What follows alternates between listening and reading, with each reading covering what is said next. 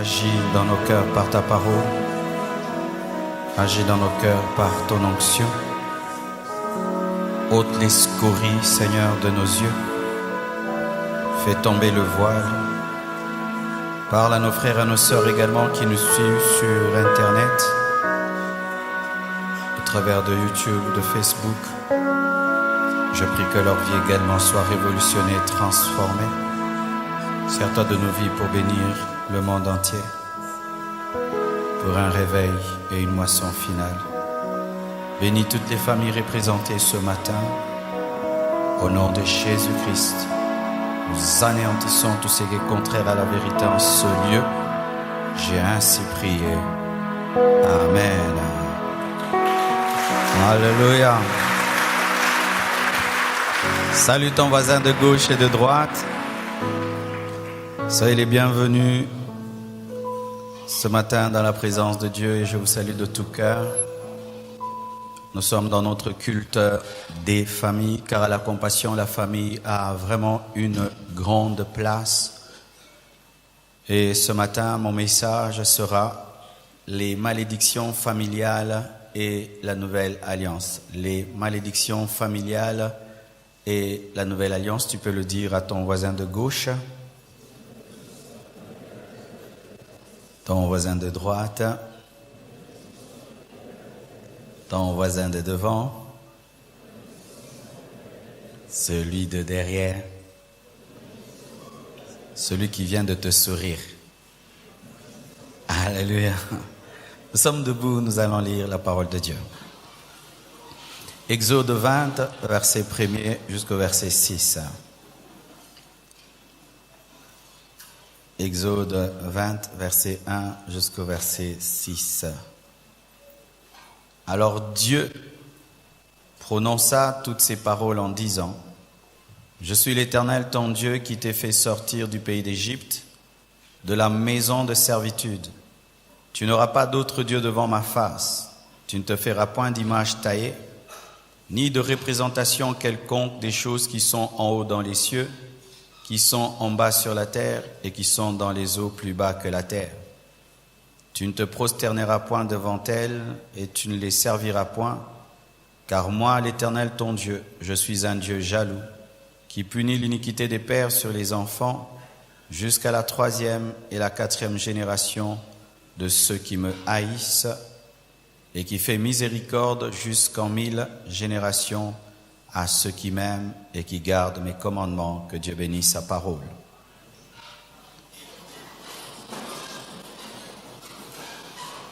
Je suis sûr que chacun de nous, une fois dans sa vie, a déjà entendu parler des malédictions familiales. Il s'agit de ces malheurs qui vont de père en fils, de père en petit-fils. Des choses qui arrivent au père, qui arrivent au fils jusqu'au petit-fils, des choses qui arrivent à la mère et qui arrivent à la fille jusqu'au petit-fils.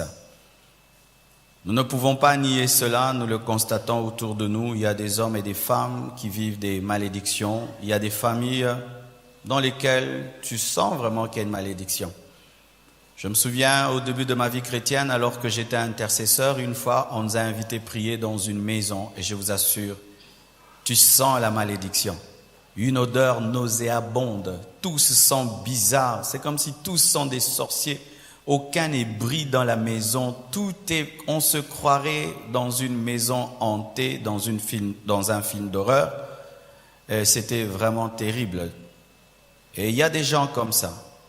Il est en ce lieu, mais il est en train de vivre la vie de son père, la vie de sa mère. Béni soit Dieu si c'est une bonne vie, mais je pars dans le mauvais sens. Tu mènes la mauvaise vie de ta mère, la mauvaise vie de ton père. Ce qui est arrivé en mal à ton père t'arrive aussi. Ce qui est arrivé en mal à ta mère t'arrive aussi. Que dit la Bible face à cela? Depuis, je crois, une semaine, nous sommes en train de parler de la différence entre l'ancienne alliance et la nouvelle. Et le Seigneur est en train de nous faire du bien. Mercredi et vendredi passés, une forte gloire de Dieu est tombée en ce lieu.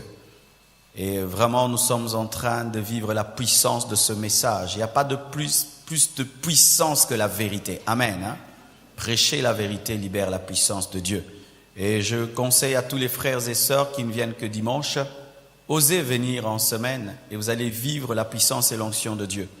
Le dimanche, on a un petit problème, c'est que les 3 cultes se chevauchent et on a du mal vraiment à couler dans l'onction comme il se doit parce qu'il faut encore arrêter pour le 2e et le 3e culte. Je ne suis pas là pour nier qu'il n'y a pas de malédiction familiale, mais je suis là pour présenter la doctrine biblique à ce sujet. Lorsque nous étudions la famille d'Abraham, nous voyons déjà Térakh, son père, était un homme qui adorait les idoles, il adorait le soleil. Et cet homme n'a pas vu la gloire et la bénédiction de son fils. Ce qui n'est pas une bénédiction que tu puisses élever un fils, il devient un grand homme et toi tu es déjà mort, tu n'as pas vu et contemplé ce que Dieu a fait au travers de ta postérité. Abraham, nous voyons qu'un jour dans sa vie il a eu à mentir pour sauver sa vie parce qu'un roi avait apprécié sa femme Sarah qui était très très belle. Il dira à sa femme, fais-toi passer pour ma sœur. Et nous voyons encore Abraham qui était polygame. Et sa femme Sarah était une menteuse car lorsque Dieu a dit à Abraham qu'elle allait enfanter malgré sa vieillesse, Sarah avait ri d'incrédulité. Et lorsque Dieu est venu et a dit Sarah a ri, elle a dit j'ai pas ri, elle avait menti. Sarah qui était la femme aimée d'Abraham était stérile.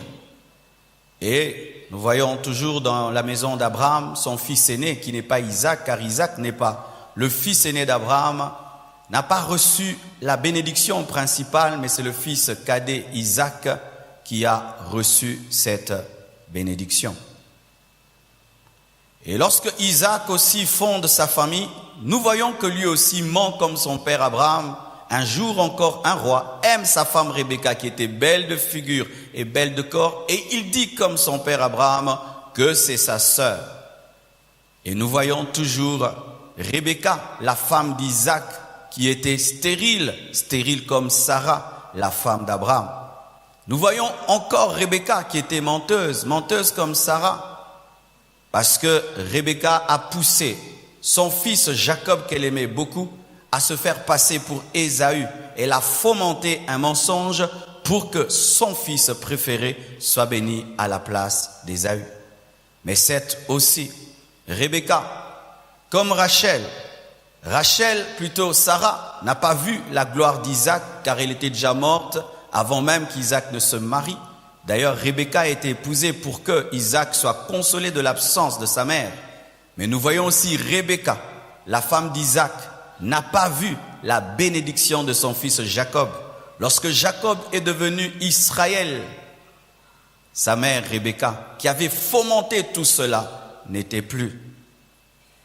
Et encore là, nous voyons le cadet qui supplante l'aîné. Jacob, qui est le cadet, prend la place d'Ésaü parce que dans cette famille, les aînés étaient des irresponsables et n'avaient pas l'étoffe pour être des leaders. Jacob, fils d'Isaac, lui, il n'a pas seulement menti, il s'appelait mensonge. Sa femme préférée, Rachel, était stérile aussi. Et on lui a aussi pris sa femme, mais par son beau-père Laban, qui lui a donné Léa à la place de Rachel. Et pour avoir cette femme, Rachel, il a dû travailler dur pour avoir la femme qu'il aimait. Et cette femme était aussi stérile. Elle était aussi menteuse et même voleuse. Elle a volé les fétiches de son père, les téraphim, s'est assise dessus. Et lorsqu'on lui a demandé de se lever, elle a menti qu'elle était dans sa menstruation. Elle aussi, Rachel, n'a pas vu la gloire de son fils préféré, Joseph, car lorsque Joseph est devenu grand, Rachel n'a pas vu cela. Et nous voyons encore l'aîné de Jacob, qui est supplanté par Judas qui a la royauté, Lévi qui a la sacrificature, et même alors qu'ils étaient jeunes, c'est Joseph qui avait le leadership, car c'est Joseph qui est allé en Égypte afin de préserver l'aîné Ruben. Joseph, lorsqu'il est arrivé, était différent. Il n'était pas polygame comme les autres. Il n'était pas menteur comme les autres. Il n'avait pas une mauvaise femme, car on ne nous dit rien sur le caractère de son épouse. Mais quelque chose arrive. Lorsque Jacob veut bénir les fils de Joseph, il met sa main droite sur Éphraïm, qui est le cadet, et sa main gauche sur Manassé. Et Joseph veut corriger cela pour dire il n'est pas bon de le faire. Et Jacob dit, laisse-moi faire. Encore Dieu qui sonde les cœurs et les reins avait jugé bon que ce soit Éphraïm qui soit le leader. Toutes ces choses arrivent avant Exode 20, car Exode 20 vient après que Israël sorte de l'Égypte. Mais bien aimé, Dieu avait déjà ce caractère depuis avant même la loi, c'est que la faute du père atteignait les enfants jusqu'à la 4e génération. Et j'aimerais que vous précisez ceci, c'est Dieu qui maudissait, ce n'était pas le diable. Dis à ton voisin, c'est Dieu qui maudissait, ce n'était pas le diable. Vraiment retenez ça, dites ça encore, c'est Dieu qui maudissait, ce n'était pas le diable. Parce que des fois, nous attribuons Exode 20 à Satan. Ce n'est pas Satan qui parle, c'est Dieu qui parle, qu'il maudit jusqu'à la 4e génération, ce n'est pas Satan. Alléluia. La malédiction jusqu'à la 4e génération n'émane pas du diable, mais émane de Dieu. Mais le diable est un instrument de Dieu quand Dieu maudit, mais ce n'est pas lui qui engendre la malédiction. Ainsi, quand Dieu arrête de maudire, Satan ne peut plus continuer parce qu'il est envoyé. Si tu pouvais comprendre ce que je viens de dire, si tu pouvais comprendre ce que je viens de dire, je le redirai bien à la fin, frères et sœurs. Et nous voyons Jérémie, dans Jérémie 31, verset 29. La Bible dit ceci, une promesse de changement, une prophétie sur la nouvelle alliance, car Jérémie est l'un des grands prophètes de l'ancienne alliance. Il dit ceci, en ce jour-là, on ne dira plus, les pères ont mangé des raisins verts et les dents des enfants en ont été agacées. Mais chacun mourra pour sa propre iniquité. Tout homme qui mangera des raisins verts, ses propres dents en seront agacées. Voici les jours viennent, dit l'Éternel, où je ferai avec la maison d'Israël et la maison de Juda une alliance nouvelle, non comme l'alliance que je traiterai avec leur père le jour où je les saisis par la main pour les faire sortir du pays d'Égypte, alliance qu'ils ont violée, quoique je fusse leur maître, dit l'Éternel. Mais voici l'alliance que je ferai avec la maison d'Israël après ces jours-là, dit l'Éternel. Je mettrai ma loi au-dedans d'eux, je l'écrirai dans leur cœur et je serai leur Dieu, ils seront mon peuple. Celui-ci n'enseignera plus à son prochain, ni celui-là son frère en disant, connaissez l'Éternel, car tous me connaîtront, depuis le plus petit jusqu'au plus grand, dit l'Éternel, car je pardonnerai leur iniquité et je ne me souviendrai plus de leur péché. Oh, acclamons cette parole prophétique. Alléluia. La Bible n'est pas seulement faite que d'Exode, elle est aussi faite de Jérémie. Alléluia.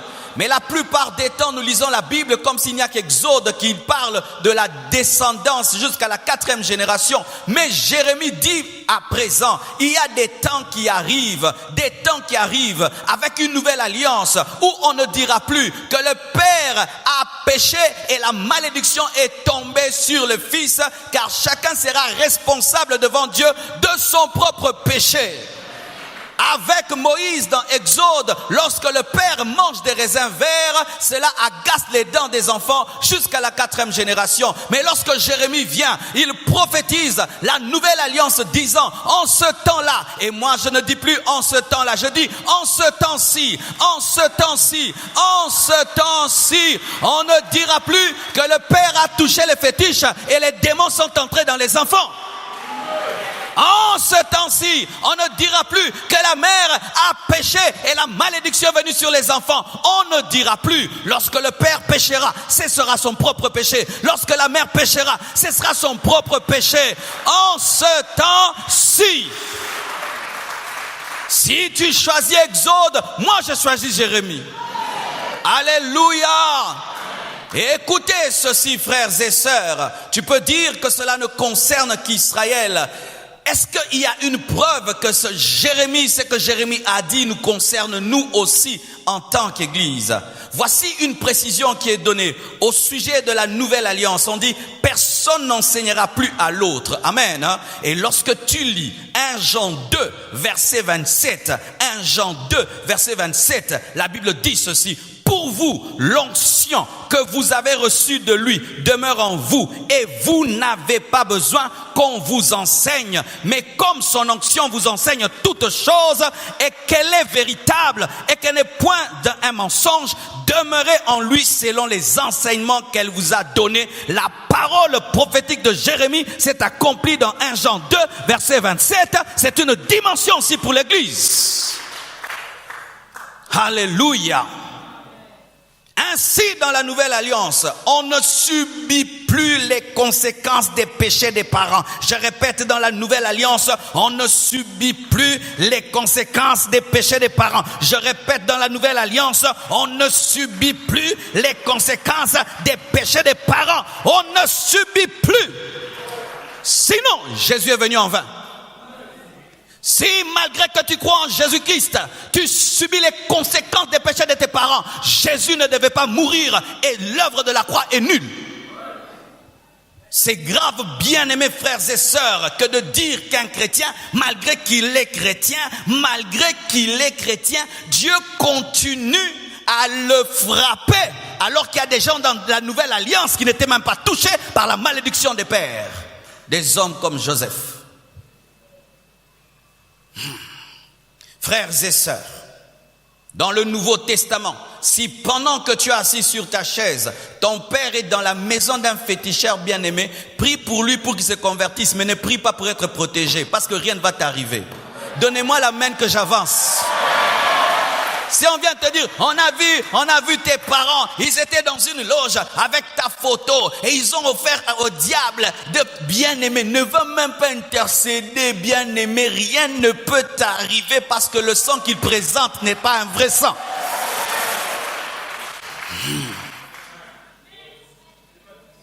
Dans le Nouveau Testament, lorsque un prophète te dit que nous avons découvert que dans votre famille il y avait des chefs coutumiers bien-aimés, ça ne va rien te faire, rien te faire. Oh non, j'ai découvert que je suis dans la famille des chefs coutumiers. Et alors, ça fait quoi? Ça fait quoi? Oh non, ça fait que tu dois être sorcier parce que tu as le sang sorcellérique. Bien-aimé, archifaux de archifaux et d'archifaux. Frère, si tu crois de telles choses, tu sais que tu insultes la croix, tu insultes l'œuvre de la croix. Alors dites-moi, si avant Christ est égal à après Christ, pourquoi Christ est venu?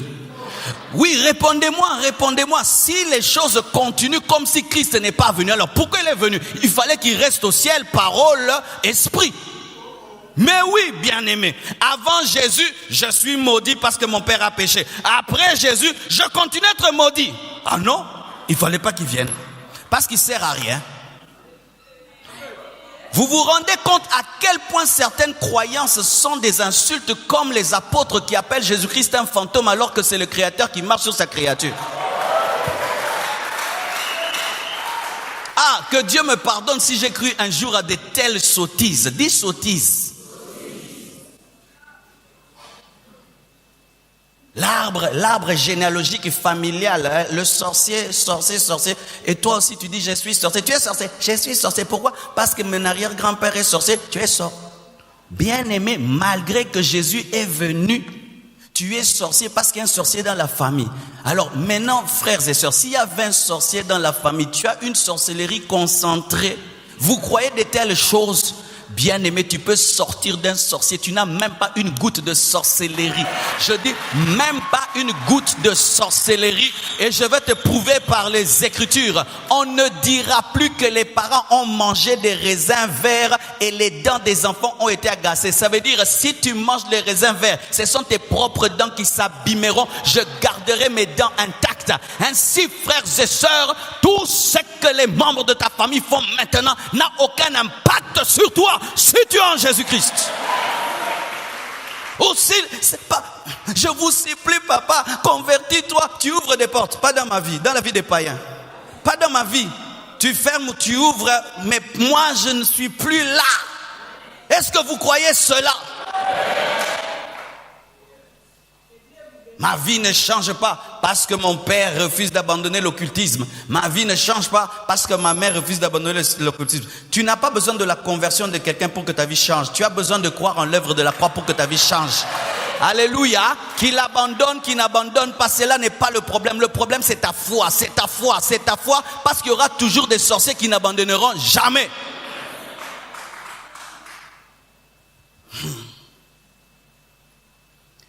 Bien-aimés frères, mais comment se fait-il que malgré tout ce que je dis, il y a des chrétiens qui vivent des malédictions familiales? Tu regardes sa vie malgré qu'il prie, il vit des malédictions familiales. Tu regardes tout ce qu'il fait, tu sens qu'il est maudit, rien n'avance, rien ne va bien. Tu sens qu'il y a une malédiction. Tu regardes la vie de son père et la vie de sa mère, la vie des frères et sœurs qui sont païens. Il a la même vie des païens alors qu'il est chrétien. Comment arriver à expliquer cela? La première chose qui cause cela, c'est l'ignorance. La Bible dit, mon peuple périt faute de connaissance. Tu peux vivre des années dans une prison ouverte et rester prisonnier si tu n'as pas l'information que la porte a été ouverte. Et tu peux rester lié des années sous des malédictions où les puissants des ténèbres agissent dans ta vie alors qu'elles n'ont plus le droit de le faire, mais tu as un problème de connaissance. C'est pourquoi je vous décourage à avoir une vie de prière déséquilibrée sans la connaissance des Écritures. Vous serez comme des avocats qui vont au barreau, qui n'ont pas la maîtrise des articles, mais qui ont compassion de leurs clients.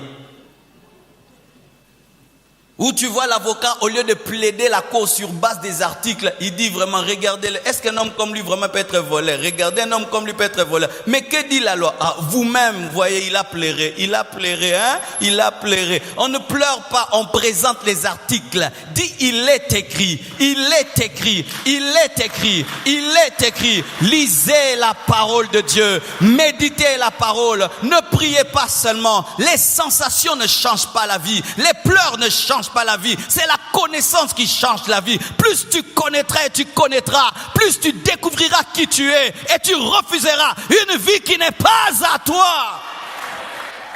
Un aigle reste parmi les poussins tant qu'il ne sait pas qui il est. Le jour qu'il découvre qui il est, il commence à battre les ailes et il s'envole dans les hauteurs et il commence à manger la viande fraîche alors qu'il se contentait des vers de terre. Connais-tu Jésus? As-tu une révélation personnelle de Jésus? As-tu une révélation de la parole, des versets que le Saint-Esprit t'a enseignés personnellement? Avez-vous cela, frères et sœurs? Car si tu n'as pas cela, tu risqueras de vivre comme un maudit alors que Christ a tout fait. Aimez la connaissance, frères et sœurs. Refusez cette vie chrétienne remplie de paresse où on ne fait que prier, mais on a du mal à lire la Bible. Vous savez, c'est facile de prier, mais difficile de lire la Bible. Hein? Je vous assure, facile de prier, difficile de lire la Bible. C'est seulement quand tu vas commencer à ouvrir la Bible que tu découvriras ce qu'il est écrit sur toi. Et je t'assure, si tu ne dépends que de mes méditations, tu ne connaîtras que ce que je connais, alors que des fois, il faut du self-service spirituel où tu vas te nourrir toi-même dans la Bible, y trouver des choses qui te concernent toi-même, car des fois, je ne prêcherai jamais le problème que tu as et tu dois chercher dans la Bible ce que la Bible dit au sujet du problème que tu as. Depuis que tu es dans cette église, ai-je déjà prêché Habakkuk? Mais peut-être que ton verset est dans Habakkuk, mais tu n'aimes pas lire la Bible. J'ai lu Habakkuk pour moi-même. J'attends qu'un jour le Saint-Esprit me donne un verset Habakkuk pour te le donner. Mais jusque-là, je ne l'ai pas encore, frère. Mais peut-être que Habakkuk t'attend. Est-ce que j'ai déjà donné un verset dans Nahum? Nous allons lire Nahum. Mais il y a un verset qui t'attend dans Nahum. Mais tu ne l'as jamais lu. Frères et sœurs, la connaissance. Je suis fatigué des chrétiens qui aiment prier, mais qui ne veulent pas connaître. Chaque chaque année tu ne grandis pas. Bien aimé, il faut grandir tous les jours dans la connaissance de ta parole, de la parole. Et tu vas commencer à te moquer de toi-même. Quand tu es un enfant, tu peux avoir peur même d'un fil dans le noir pensant que c'est un serpent. Mais quand tu grandis, tu vas enlever le fil et dire « Eza nangokaka lacé ». Kola okolongola lacé. Mais quand tu n'es pas grand, tu vas trembler. Un serpent, un serpent, un serpent. Mais le grand, il enlève le lacet. La différence, c'est quoi? La maturité. Le manque de foi. Une autre chose qui fait que les chrétiens, malgré qu'ils se disent qu'ils sont chrétiens, sont sous la malédiction, c'est parce qu'ils n'ont pas la foi. Frères et sœurs, c'est par la foi que nous sommes sauvés et c'est par la foi que nous entrons en possession de notre héritage. Si tu n'as pas la foi, Jésus ne peut rien faire pour toi. Pierre s'est noyé devant Jésus.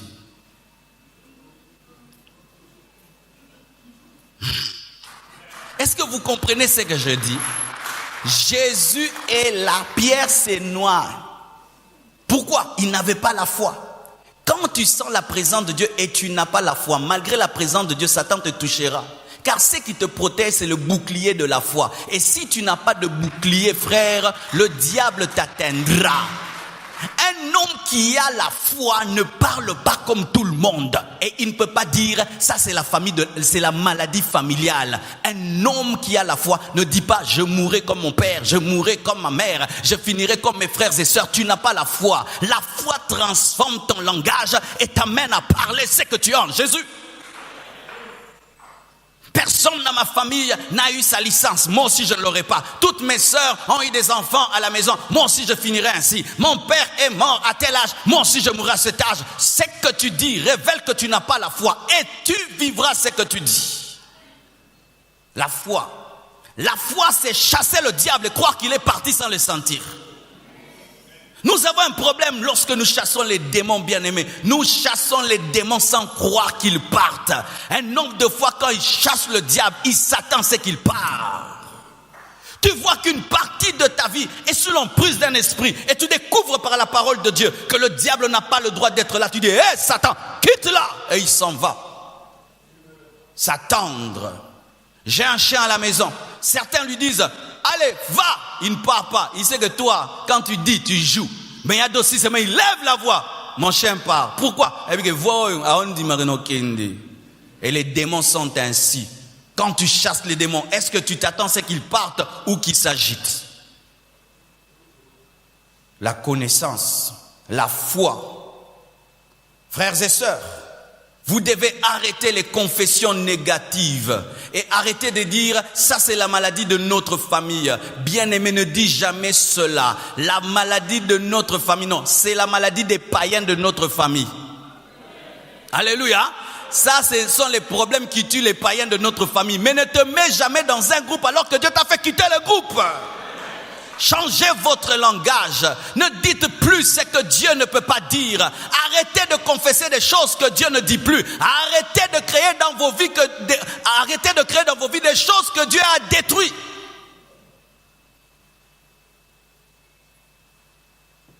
L'oncle avait dit, c'est arrivé à mon frère, c'est arrivé à ma soeur, ça va m'arriver aussi. Ça t'arrivera. Ce que tu crains, c'est ce qui t'arrivera. Ce n'est pas que le diable est fort, c'est toi qui as armé celui qui a été dépouillé.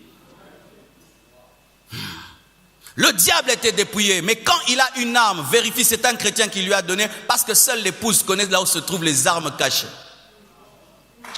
Vous comprenez? J'ai un militaire chez moi à la maison, je prends ses armes, je dis aujourd'hui tu ne vas pas utiliser tes armes, je les cache quelque part, et si je rentre, je trouve qu'il a des armes, c'est ma femme qui lui a donné. Le diable a des armes dans ta vie parce que c'est toi qui lui donnes. Il ne peut pas les prendre parce qu'il a été dépouillé. Tout ce que le diable fait dans ta vie, c'est toi qui lui donnes la permission. C'est toi qui réarmes Satan le dépouillé. Le diable ne peut rien contre toi si tu ne l'armes pas. Je vous assure, Satan en personne, je dis pas une principauté ni une domination. Le diable en personne, devant un converti d'une seule seconde, ne peut rien. Quelqu'un se convertit maintenant, il est plus fort que Satan en personne. Satan en personne. Il n'a même pas fait les affermissements, il n'est même pas baptisé. Le fait seulement qu'il y a Jésus dans sa vie, il est plus fort que le diable. Mais comment, après toutes ces années que tu as dans la vie chrétienne, le diable te résiste? C'est parce que tu l'as armé par ton ignorance et par ton manque de foi. Est-ce que tu crois que le fait que tu es en Jésus-Christ, ta vie est bénie? Tu le crois vraiment? Mais pourquoi tu ne le dis pas? Pourquoi tu ne le confesses pas? Pourquoi tu confesses ce que ta famille confesse, ce que le Congo confesse? Pourquoi tu proclames ce qu'un sorcier a dit? Pourquoi tu confesses la réalité de votre famille? Car lorsqu'on a la foi, on change de langage, on change de mentalité. Une mauvaise doctrine. Une mauvaise doctrine peut te garder sous la malédiction. Et je vous assure, aujourd'hui, il y a des fausses doctrines. J'appelle ça, ce sont les doctrines des Chinois. Comment? Vous voyez, les Chinois, ils ont remarqué que si tu fais une très très bonne voiture, ça peut faire 20 ans sans s'abîmer.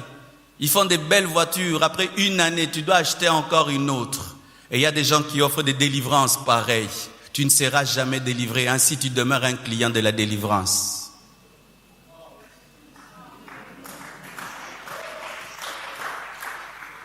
Je te regarde, mon frère, toi qui vas dans des endroits où on vous prêche des délivrances que vous n'aurez jamais. Tu as fait combien d'années là-bas? Tu n'es toujours pas délivré. Il faut que tu réfléchisses. C'est aussi Mbaté. Oui, et aussi Mbaté. Comment tu peux m'enseigner une délivrance que je n'aurai jamais? J'irai pas. C'est comme si tu me dis on va faire la course mais il n'y a pas de ligne d'arrivée. Je cours pas, je reste à la maison. Parce qu'il n'y a pas de différence entre toi qui cours et moi qui reste à la maison parce que personne n'arrive. Bien-aimé, devenir chrétien n'est pas un suicide intellectuel. 20 ans, tu coupes un seul lien. 20 ans, tu coupes le lien des célibats. Alors qu'ici, tous les jours, les gens se marient, on se marie. Je t'aime, je t'épouse, je t'aime, je t'épouse. Toi, tu dois faire 20 ans pour couper un lien de célibat. Alors qu'il y a des païens qui se marient. N'est-ce pas que les païens se marient? Mais toi, tu as Jésus pour te marier. Kati, Nabuki, Nakati. Donne-moi la main, je parle. Mais oui, mais oui, mais oui, mais oui. Oui, donnez-moi la main, je vais parler. Une païenne, elle n'a même pas reçu Jésus. Elle va dans une boîte de nuit. Amen. Hein? Un homme la regarde et l'épouse. Hein? Toi, tu pries, tu écoutes la parole pour que tu te maries 10 ans de kokata de kobuka. Vous croyez de telles choses?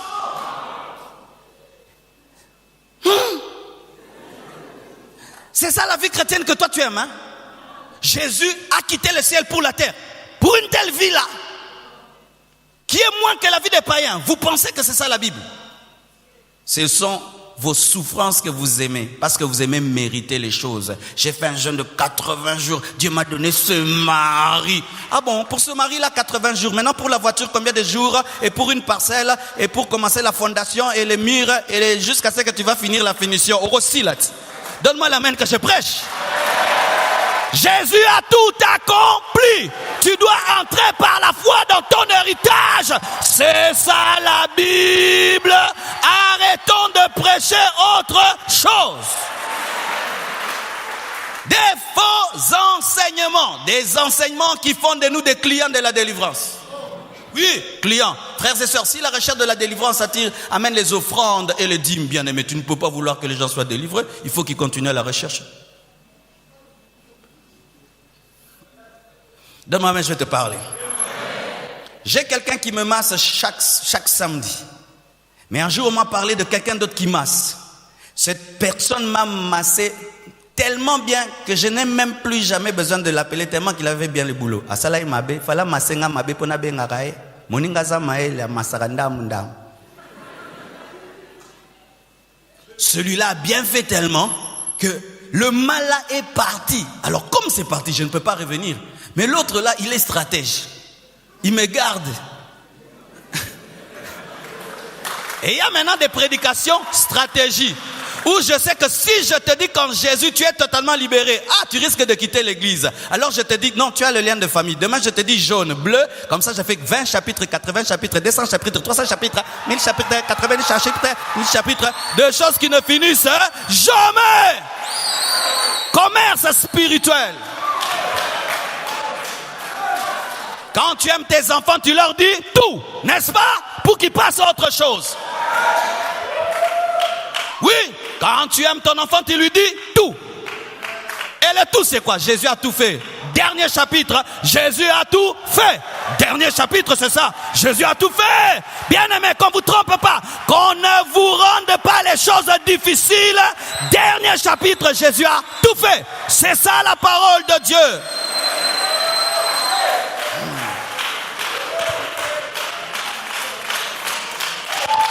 Je vois des gens qui ont un esprit de polémique. Je n'ai cité le nom de personne. Vous avez un esprit de polémique, non? Moi, je prêche. Moi, je prêche. Donne-moi la main, je vais prêcher. J'ai mon enfant. Il n'aime pas les comprimés. Est-ce que je vais l'amener à 10 comprimés? Alors qu'il y a déjà des doses uniques qui sont sorties. Je vais lui donner doses uniques. Quelle est la dose unique? Si tu crois en Jésus, les liens tombent. Si tu crois en Jésus, la malédiction tombe. Si tu crois en Jésus, ta vie est changée. Jésus a tout accompli. Dose unique. Mais je ne vais pas te dire, il faut faire 10 veillées et puis 10 jeûnes. Et puis non, ça ce n'est pas un bon cœur, bien-aimé. Faites attention aux faux enseignements. Ça vous garde prisonnier des hommes. Prisonnier des hommes. Et pour qu'on vous vende des livres. J'assume ce que je dis. On doit vous ramener dans ce qui est à vous. On vous a trop volé ce que Jésus a fait pour vous, pour qu'on ait des foules. Et le vrai enfant de Dieu revient là où on dit la vérité, parce qu'il n'y a pas que ça qui ramène un enfant de Dieu. L'enfant de Dieu a besoin d'apprendre comment évangéliser, comment conquérir, comment connaître Dieu, comment se mouvoir dans le Saint-Esprit. Bien aimé, mais si toute ta vie c'est kata kata, tu seras enlevé au tico. Même le jour de la leva, pa, ok. Vous savez que la position quoi? Au côté de là.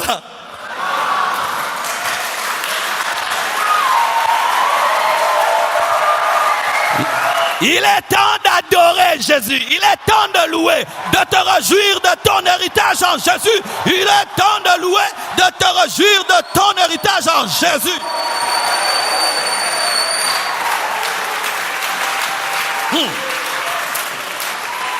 Je ne sais pas si vous les connaissez. Il y a des jeunes qui font ceci. La nuit, ils trouvent la route et puis le matin, ils remblent. N'est-ce pas? Pour nous demander 500 francs. Cette route-là, est-ce qu'elle finit? Elle est arrangée? Pourquoi? Ils en ont besoin.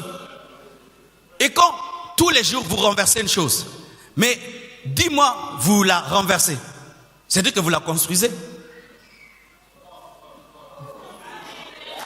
On ne peut pas renverser éternellement quelque chose sans l'avoir construit. Régulièrement aussi. Malédiction de chômage. Tu vas couper ça 40 ans. Tu vas travailler maintenant à quelle heure? Donne-moi la main. Ou vous allez habiter dans une maison pendant 4 ans. Loin de vos parents et vos familles. Pendant 4 ans. Tu es en train de chercher la délivrance. Alors que la délivrance est en train de te chercher dehors. Toi, tu es là 4 ans. Et quand tu reviens aussi au Gougui, l'homme qui voulait t'épouser a épousé déjà quelqu'un d'autre. Pas parce que tu avais des combats. Il ne te voyait pas. Est-ce qu'il va aimer l'air?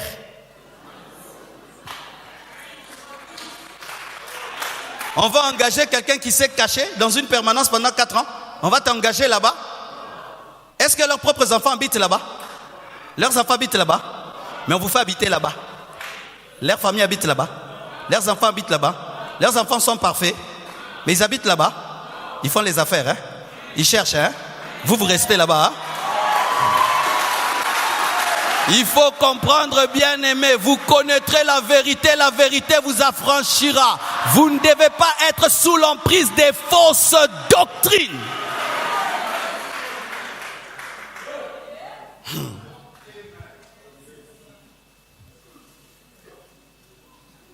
Un autre problème. Ça, je dois vraiment vous dire.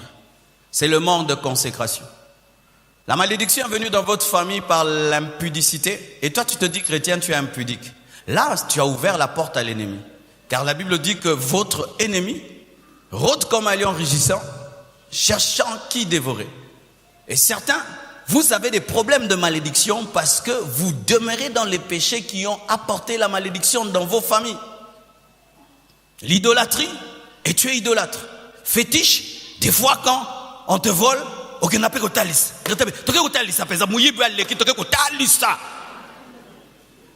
Et le féticheur a kangeli mouyibi. Mais kangi peut vivre, non?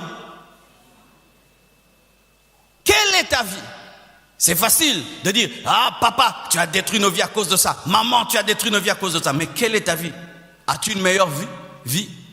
Ou tu es aussi impudique, ivrogne, menteur, escroc, voleur, comme les membres de ta famille? Tu es là toujours à juger. Papa, c'est toi qui as amené des problèmes, mais tu as la même vie que ton père. Vivre dans la sainteté ferme la porte à l'ennemi. Vivre dans la crainte de Dieu ferme la porte à l'ennemi.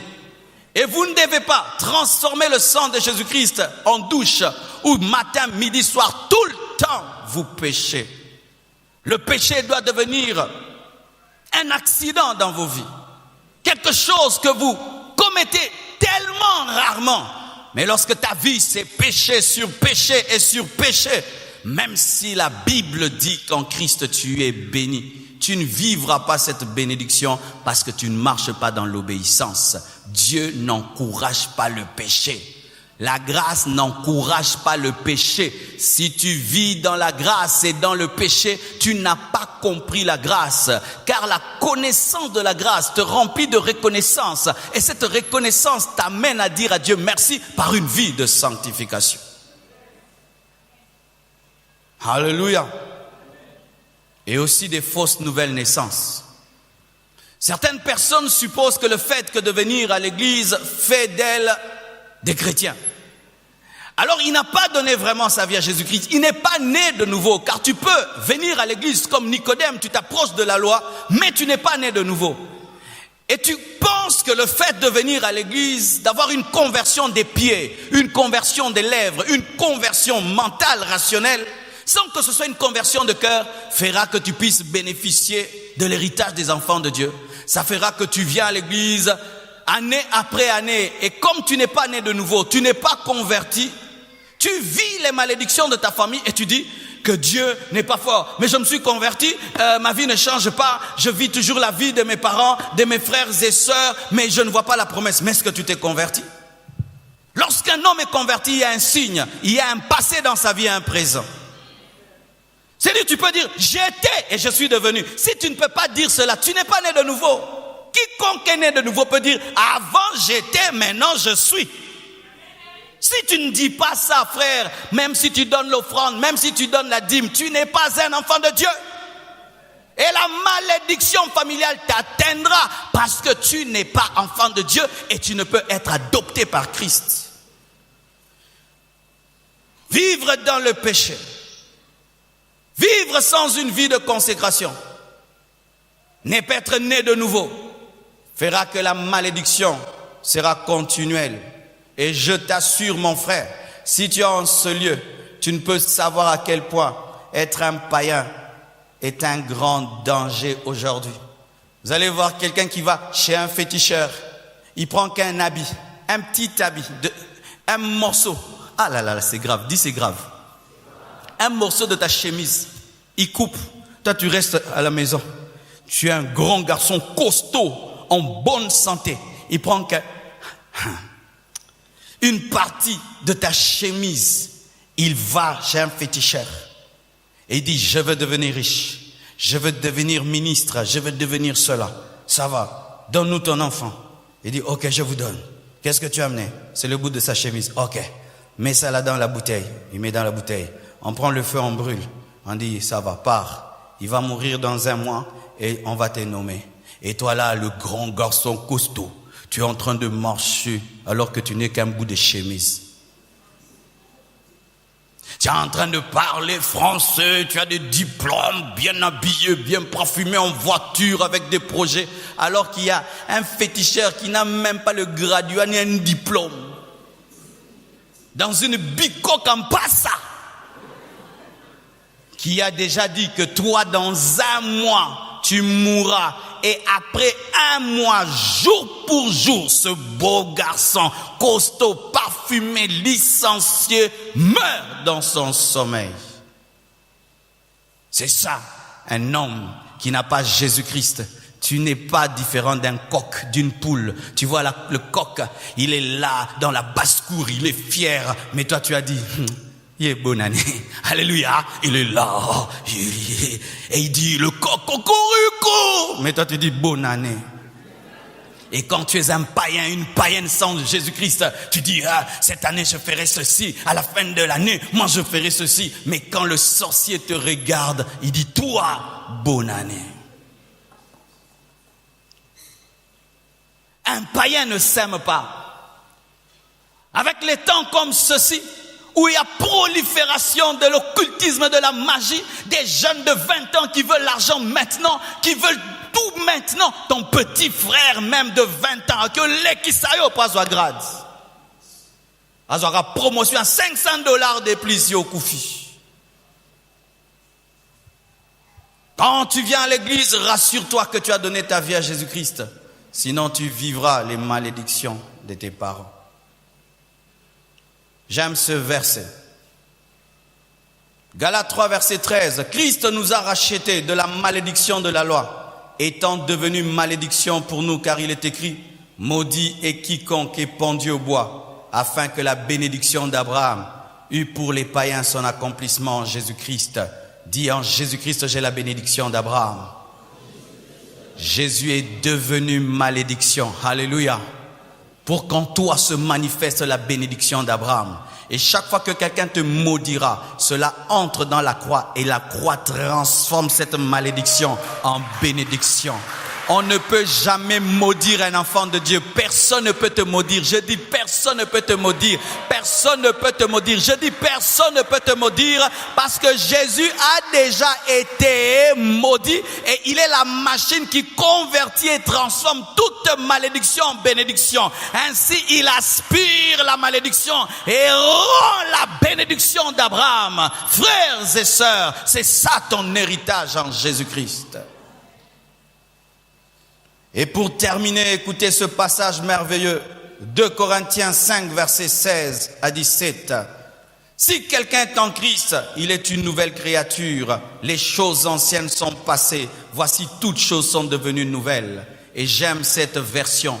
Si quelqu'un est en Christ, il est une nouvelle création. Dieu ne te modifie pas, il te crée en Jésus.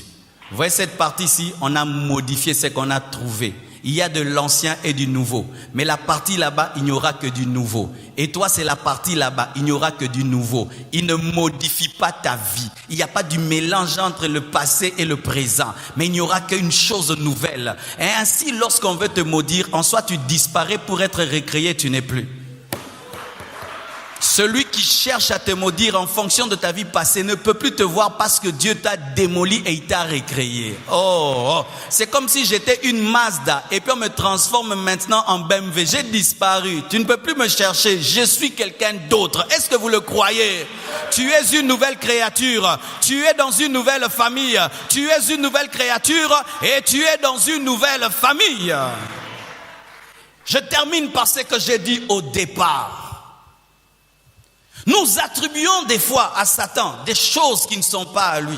C'est Dieu qui dit dans Exode 20 que je maudis jusqu'à la 4e génération. Ce n'est pas Satan. C'est Dieu qui dit je maudis. Et quand Dieu maudit, Satan est un instrument bénévole qu'il utilise. Alléluia. Mais ce n'est pas lui qui a le monopole. Ce n'est pas Satan qui a le monopole de la malédiction.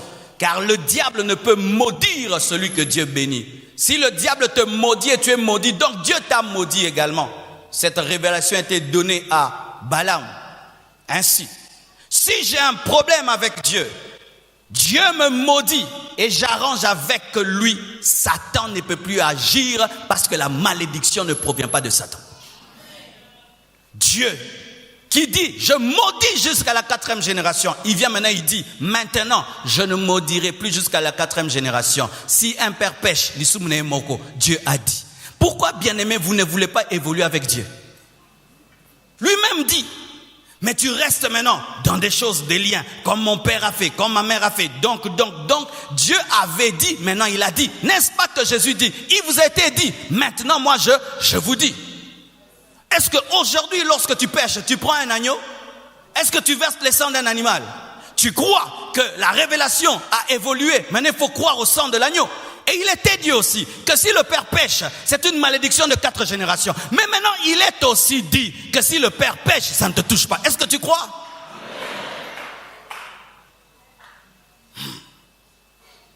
Si tu crois, voici ce qui va t'arriver. La connaissance de ce que tu es te donnera la joie et la paix. Et tu arrêteras de créer des choses qui n'existent pas, car certaines malédictions que vous brisez ne sont que psychologiques.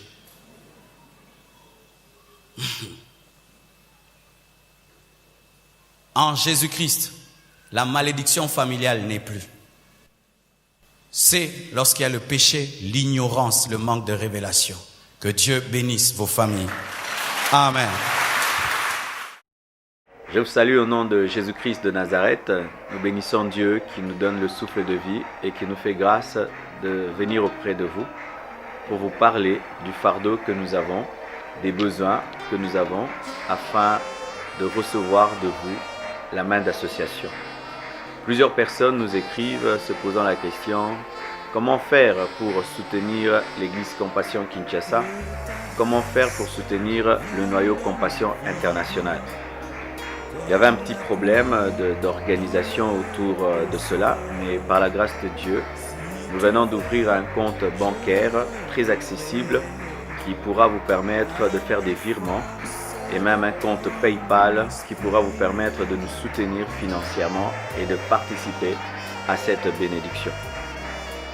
L'église Compassion de Kinshasa est dans une phase très importante, la phase de construction qui nous demande beaucoup de moyens. Par la grâce de Dieu, nous avons pu acheter la parcelle. Maintenant, nous avons besoin de construire un grand temple. Et nous prions au peuple de Dieu, touché par le Saint-Esprit, de pourvoir aux besoins de la vision, comme avec Moïse, qui avait reçu la vision du tabernacle, mais c'est le peuple qui avait apporté les matériaux pour sa construction.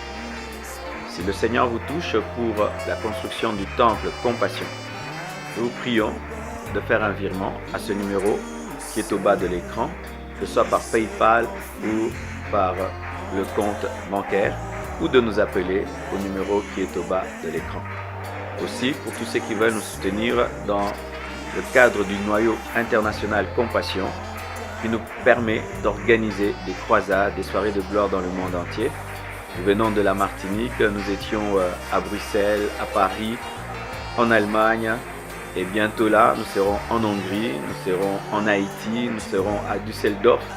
Donc avec le noyau Compassion International, nous organisons des soirées de gloire et des croisades dans le monde entier. C'est que nous demande de louer des salles, de louer des stades, du matériel, lumière, son, vidéo, tellement de choses autour. Et nous avons besoin pour cela des partenaires financiers pour l'organisation des croisades qui permettent une grande moisson d'âmes. Ainsi aussi pour le noyau Compassion International, pour l'organisation des croisades et des soirées de gloire, il y a un numéro qui s'affiche à présent au bas de l'écran. Vous pouvez appeler nos bien-aimés, vous pouvez aussi faire un virement par PayPal ou par compte bancaire. Et sachez vraiment que cela sera utilisé à bon escient pour la gloire de Dieu et pour l'avancement de l'œuvre de Dieu. Que Dieu vous bénisse pour toutes vos libéralités et qu'il vous rende au centuple. Au nom de Jésus-Christ. Amen. Matawa,